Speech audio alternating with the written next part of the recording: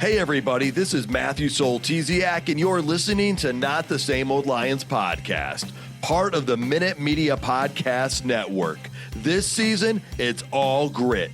I speak with a variety of guests and interview key players, gaining more insight on what makes this team go. The Detroit Lions are now in a new, grittier era, and we look beyond just the kneecaps when it comes to the analysis. Welcome to another episode. In this episode, I speak with former Detroit Lions running back Theo Riddick. We previously spoke with him about his NFL Combine experiences. Today, we get to hear about his experience getting drafted by the Detroit Lions and some insights on playing for the team as well. Let's get to it, Lions fans. Hi, this is Megan Stefanski, the 2024 Lions Fan of the Year and the 2024 NFL Fan of the Year. And you're listening to Not the Same Old Lions podcast. Again, if you want to hear about Theo's insights on the NFL Combine, go back and check out part 1 of our interview. Here in part 2, we hear about what it's like from a player's perspective going through the NFL draft experience. Theo also shares some of his favorite memories with the team.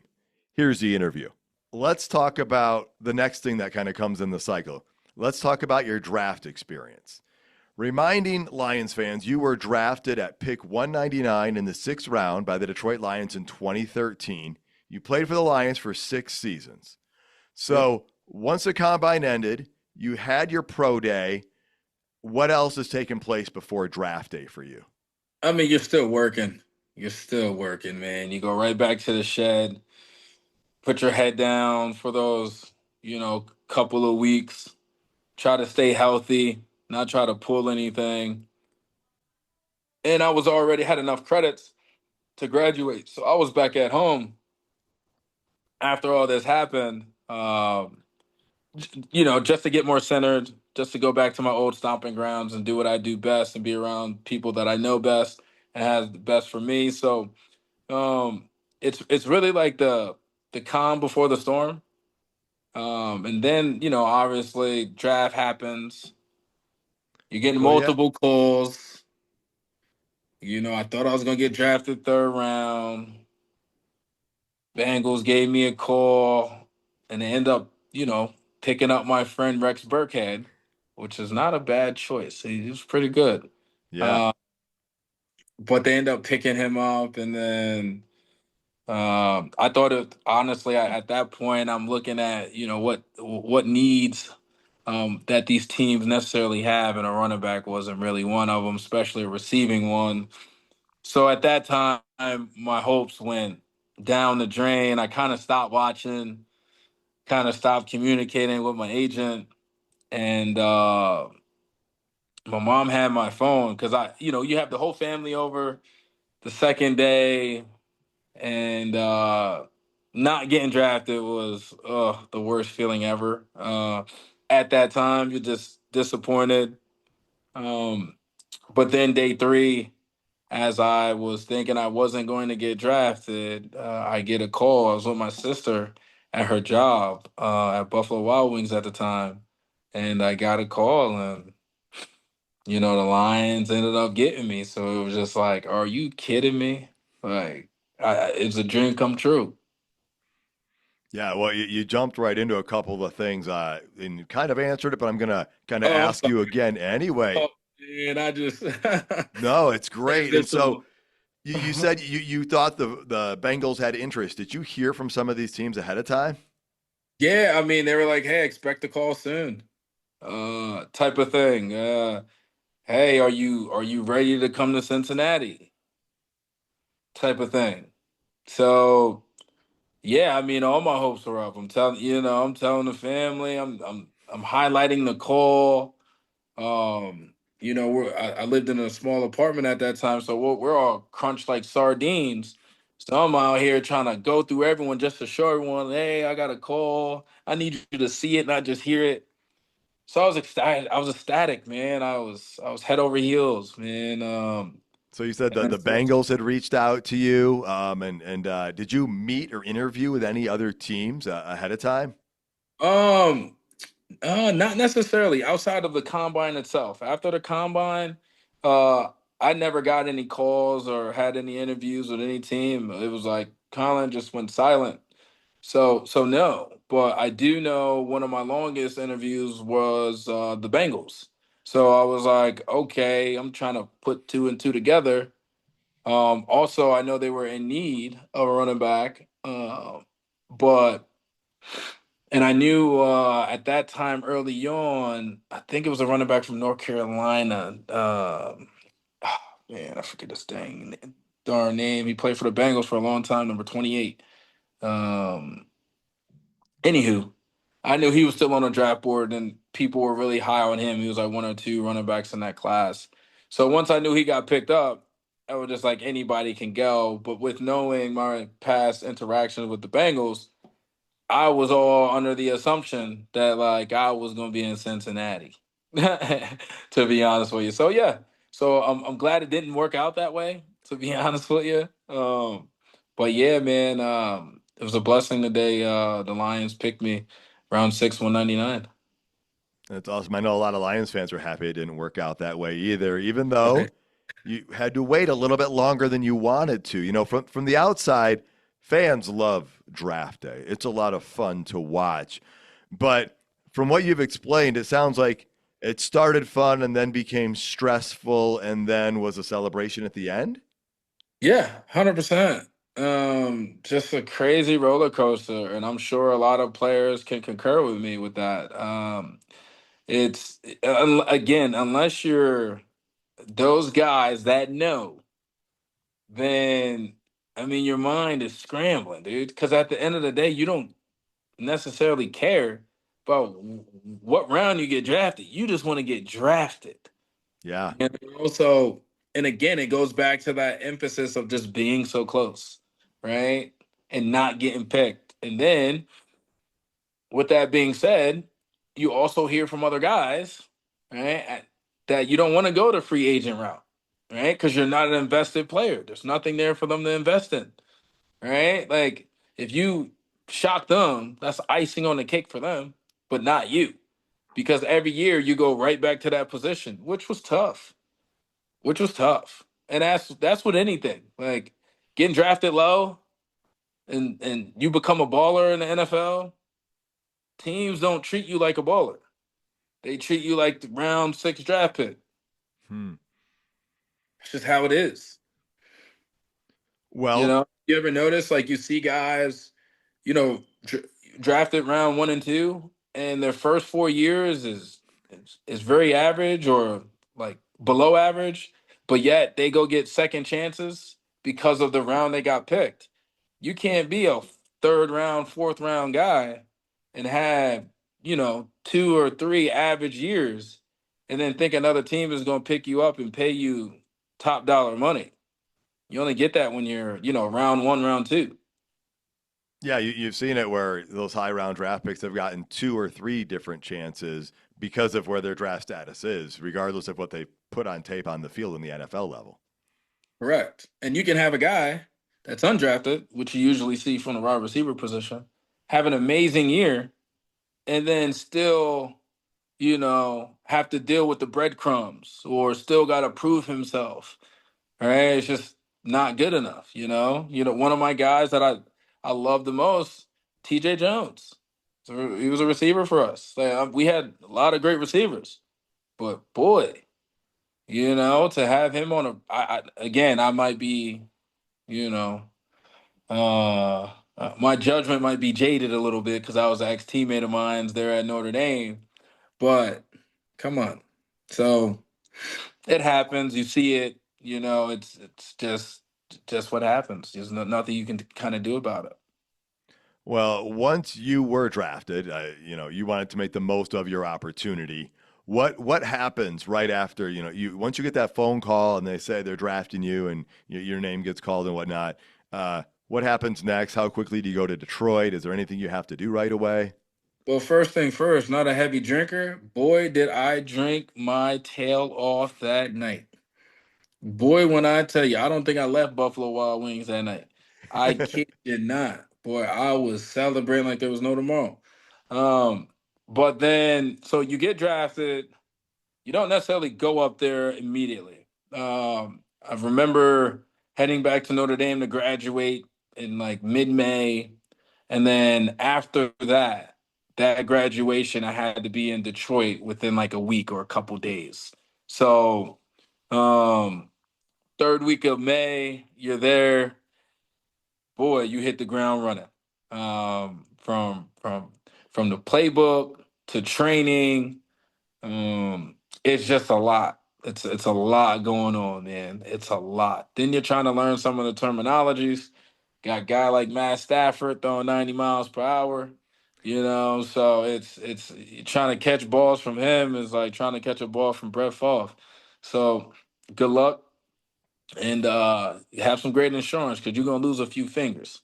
So yeah, so it was fun, man. It was fun because it was the unknown, right? And that's what I embraced. Like all I knew at the end of the day was I got to play football, regardless what that entails. If that means tackling a guy, blocking a guy, or catch and pass a guy, like those are all the things I love to do. Make a guy miss. So I knew I was going to find my love and find, where I fit in eventually. All right. Well, before we get into too much more of the Detroit Lions, because I can't wait to go down that road, is there anything about the draft process or that whole experience that might surprise some fans to learn about or know about?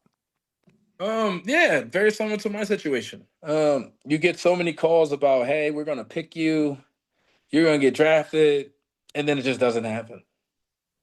Like, and I don't think the outsiders fans understand how frequently and how often this happens, right? Because like again, they're on the clock, so they got to make these decisions quickly.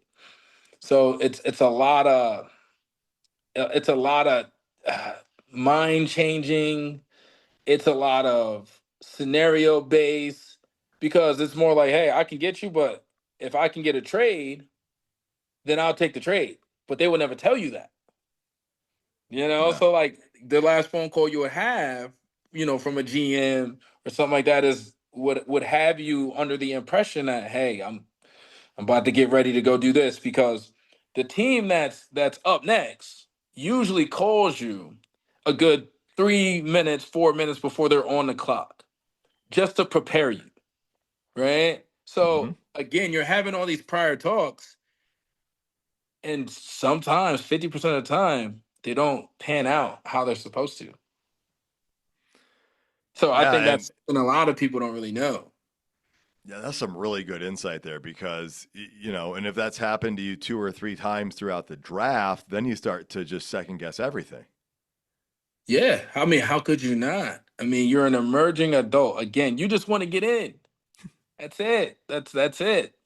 Like it's like trying to board a plane, right? You got a cologne bottle that's like point 0.5 bigger than what it's supposed to be. It's like, look, man, like my flights right now, you can just take it. Just take it. I don't even care, right? Like you don't really care. You just want to go play the game that you love. Well, let's talk about that at the highest level. Now, you played for a big time program in Notre Dame, but even with that, I mean, you talked about your celebration getting drafted into the NFL. Was there that like special feeling like the first time you put on a Detroit Lions uniform knowing you had made it to the NFL level? Yeah, but I think it was followed up with a whole bunch of butterflies because I didn't realize that I was going to go against Ndamukong Suh, Fairley, and Levy, Tully, Cliff and Averill? what was his name? Number Cliff Averill? 26, Oh. Delmas.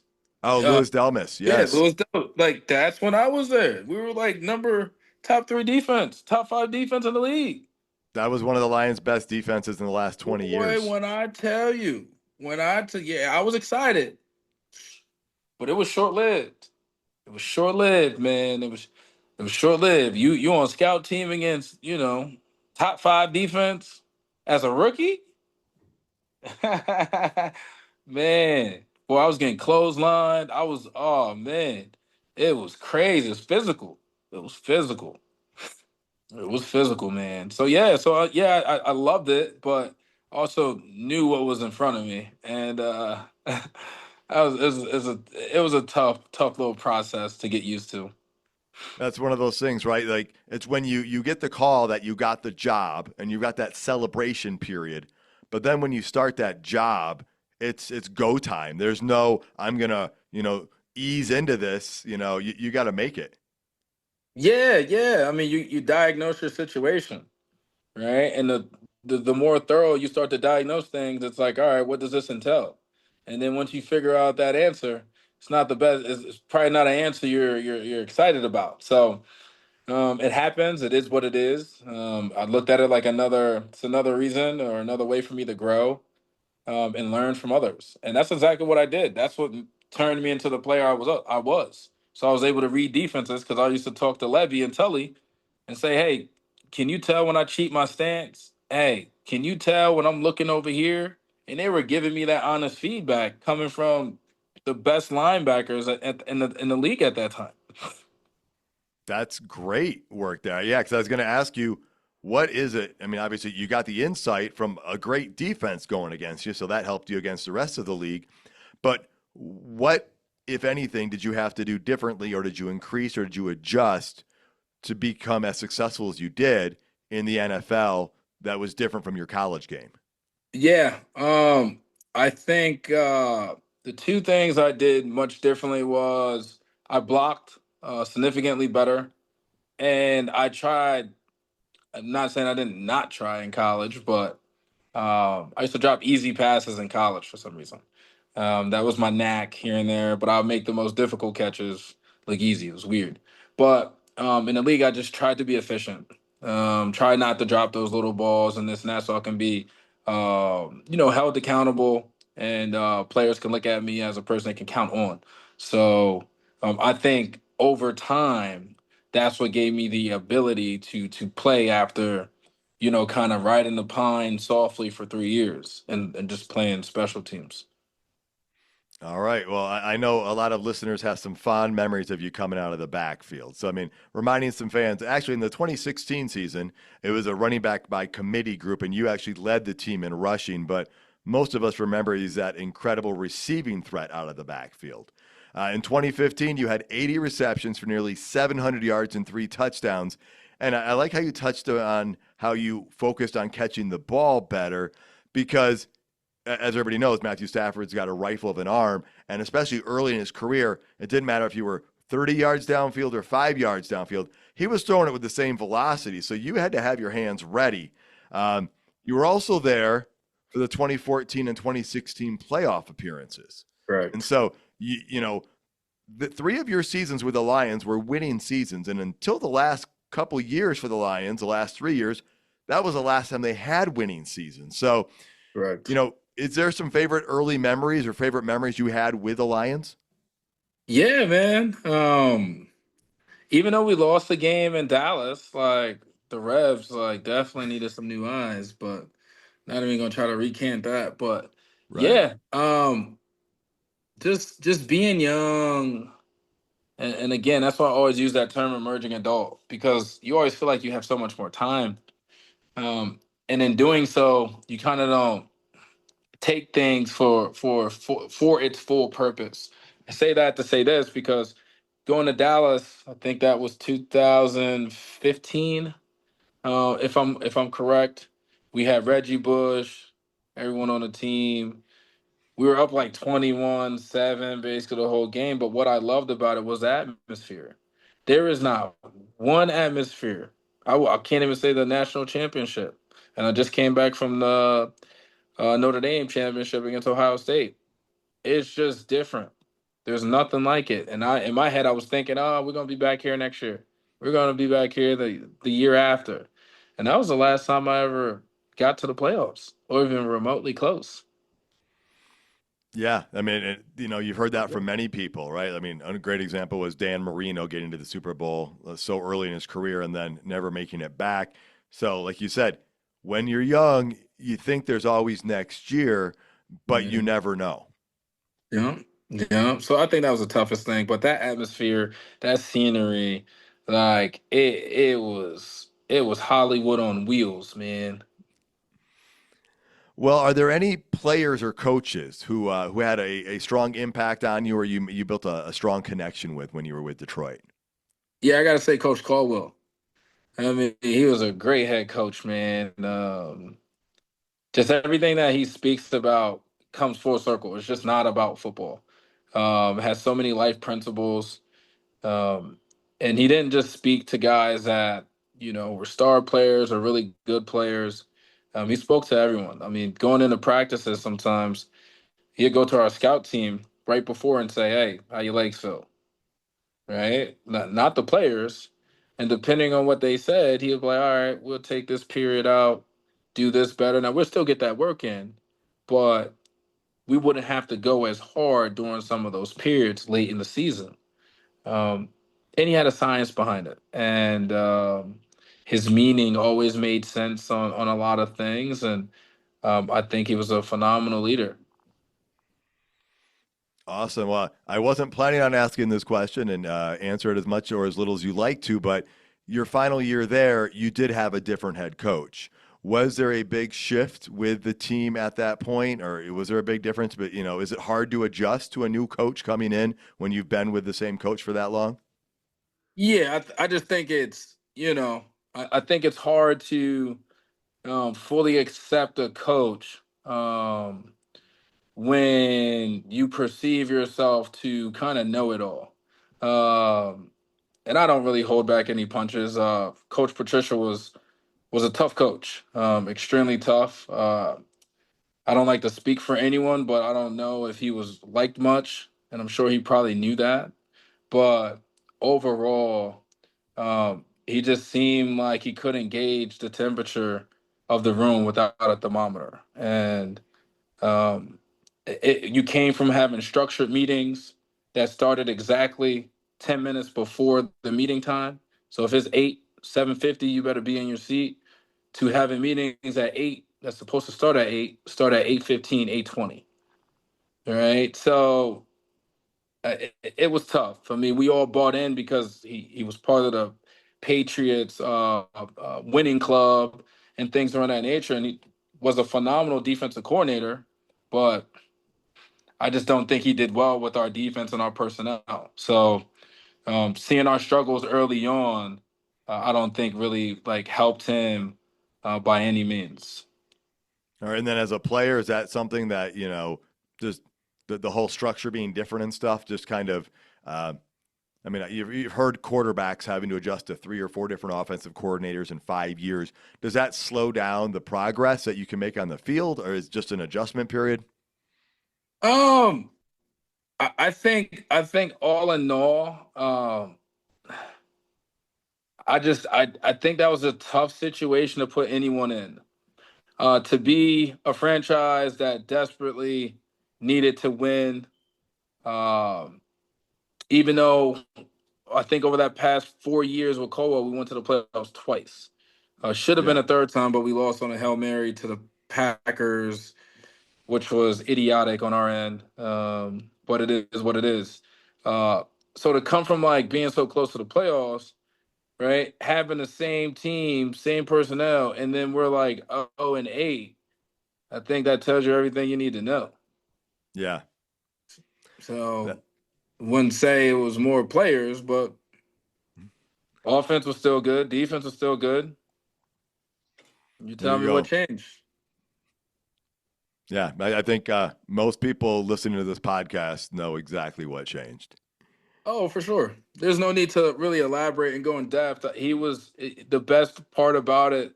What I learned is that even though you may not like a person or you might not be fond of a person, that still doesn't mean that you allow them to affect your ability to work at a high rate, and do it your highest capabilities, regardless of your relationship with other people. So it was a challenge. It was the greatest challenge that I faced in my career, and I'm happy that I faced it. That's some really great advice. I Yeah. want to talk about how I want to, I guess, focus on one of those great skills that you had, the ability to receive so well out of the backfield like that. I mean, you were lethal. And I don't know if any linebacker probably wanted to face you once you caught that ball out of the backfield. What is it that made you so good at doing that? I think, obviously playing in college. So having Brian Kelly become our head coach, that's when the game of football started to evolve and change. So more offenses were going to spread. Him coming from Cincy, ran a spread offense. We had Coach Weiss, pro style, fullbacks, heavy tight ends, XYZ. Uh, Brian Kelly was not doing that. So I was a sophomore at that time, and the starting running back at that time, Armando Allen, didn't feel like he had the greatest hands to really excel, and didn't want to change his position his senior year. So as a friend, I said, "Hey, you know what? It can only make me better. I'll do it."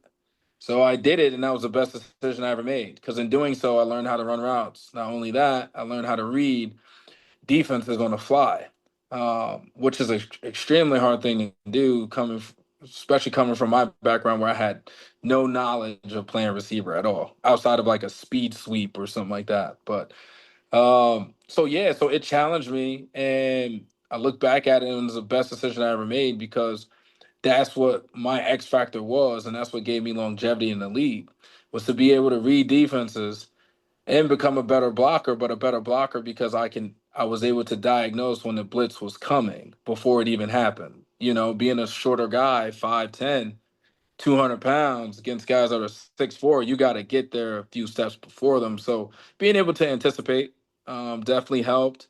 And just a lot of film study. You know, that's why me and staff were so good. You know, he didn't just give me a finger. I already knew what it was, you know? So we have routes where I was supposed to go in and block. And he would be like, "Hey, I don't think anyone's coming." I'm like, "Yeah, me too." And he's like, "All right, run this." And this is as we're looking at the defense. My head's not even turning to him. We're just talking straight. So it was That's great, man. It was awesome. a great time. Yeah, we had a great bond, man. It was awesome. Any final thoughts about your time with the Lions? Any insights you want to share with the fans before we wrap things up? Oh man, we had the best time in the locker room, and yeah, we're a close knit group. Fortunately, we didn't really, get the job done ultimately, but I feel like everyone loved Detroit, enjoyed their time there, loved the fan base, and um, they just love their job. So all I can say is, Detroit, keep doing what you're doing. Even as of right now, you guys are killing it. That's awesome to see. You know, now I don't got to get yelled at for having a Notre Dame and a Detroit flag out there. I get heckled out here, man, because the Colts. But all in all, man, yeah, we had a bond like no other, and man, it's good to see fellow teammates like Slay go win a ring and Matt go win a ring, man. That's awesome. Awesome. Theo, thank you so much for taking the time to talk with me about all this today. Oh no, thank you, man. I appreciate you. Once again, folks, that was former Detroit Lions running back Theo Riddick. So kind of him to take the time and share so many of his personal experiences with us. And thank you, of course, folks, for tuning in. Please tell your friends and family about the show. You can find us on social media sites like Instagram and on Twitter at NTSOL Podcast. You can also find us on major streaming platforms, including YouTube. Check out more episodes and content at notthesameoldlions.com. And until next time, stay gritty, my friends.